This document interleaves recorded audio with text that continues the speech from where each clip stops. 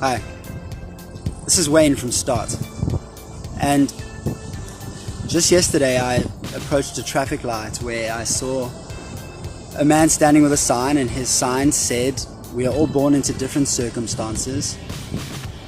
No money, no food." And instead of prejudging him and his circumstance and the fact that sure, we're all born into all different circumstances, but it's what we do with those circumstances that count, I called him over. Immediately I told him that I don't have any money for him, but I would like to know what his circumstance was. And he told me a pretty familiar story. That story is one of wrong choices, one of wrong friends, one of drugs and gangsterism, which in Cape Town and Johannesburg and in fact all over the world is something that's very real, something that's rife. I thought to myself, what separates him from me? And perhaps you could ask yourself the same question. What separates him from you, or your daughter, or your son? I'll tell you the answer is not a whole lot.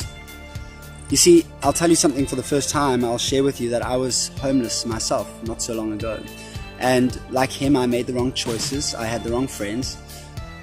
And so what separates him from me now? Well, I think it can be broken down into several simplicities. Those simplicities are a different choice, a decision, commitment, and support. You see, today, so many people are given choices. In fact, they're inundated with choices that can often overwhelm them, and it leads to things like depression, it leads to things like bipolarity, it leads to things like indecision, and ultimately to wrong choices.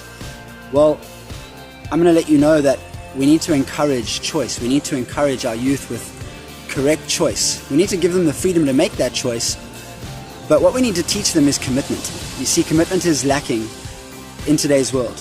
And if we can teach them commitment, if we can teach them to make a choice, to commit to it, to give everything to it, to complete it, and then give them the support that they need to do that, well, then I think that we're going to live in a different world. I think we're going to see a different youth. I think we're going to see an inspired youth.